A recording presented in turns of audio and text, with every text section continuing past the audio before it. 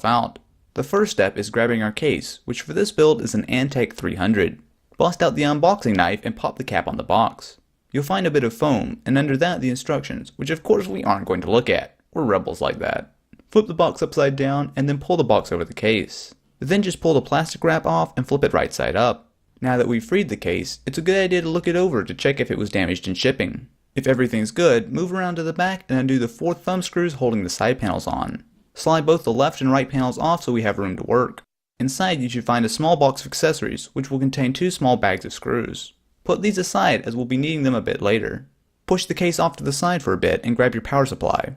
Inside here is another manual, the power cable, a few small screws, and the supply itself. Grab it and remove the plastic wrap.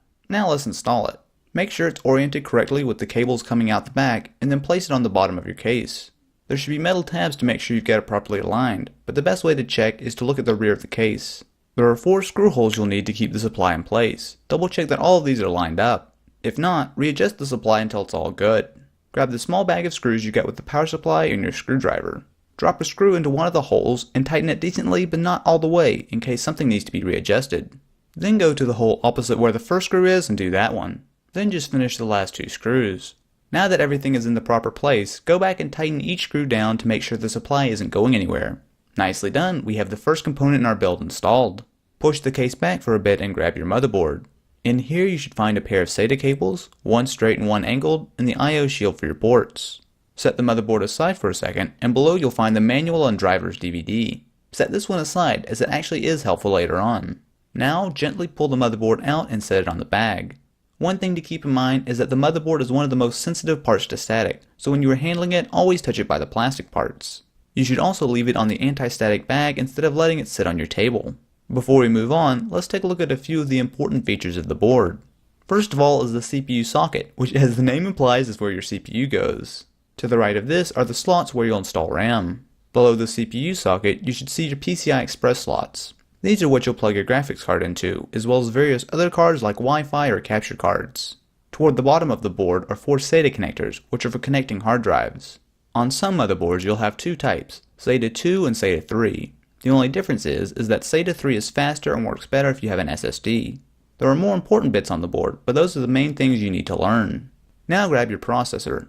If you're using an Intel CPU like we are, the process is identical, but AMD CPUs install slightly differently. Bust the box open, and inside you'll find the manual along with the Core i3 sticker, stock heatsink and fan, along with the CPU, which is a little too easy to overlook. Like the motherboard, this is an extremely delicate part, so only touch it by the edges when handling it. To install, you'll need to push back the arm holding the socket closed and lift the protective cover off. Now line up the 2 small notches on the CPU to the notches in the socket and gently rest it down. Do not apply any pressure at all, it should rest nicely by itself. Lie the cover back down and firmly press the arm down under the clip. It will give a lot of resistance, but don't worry, just press it all the way down until it's secure. Now you've got one of the hardest parts of the build taken care of. Moving on, we have to install the heatsink.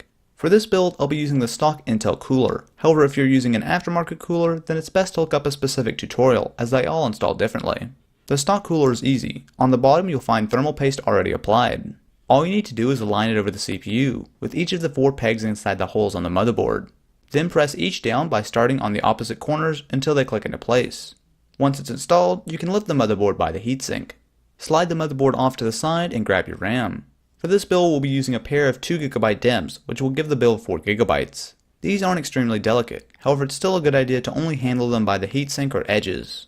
On the bottom you'll find a series of gold pins with a slightly offset notch. You'll see a matching notch in the slot on the motherboard, which means they can only go in one way. Pop open the clips on the side and then drop the RAM in. Press firmly on both ends until it snaps into place. Then just pop the other DIMM in the same way and you're good to go. That's it for part 1 of this tutorial. If you enjoyed, definitely be sure to leave this video a thumbs up and check out part 2, which will be on screen now as well as in a link in the description of this video.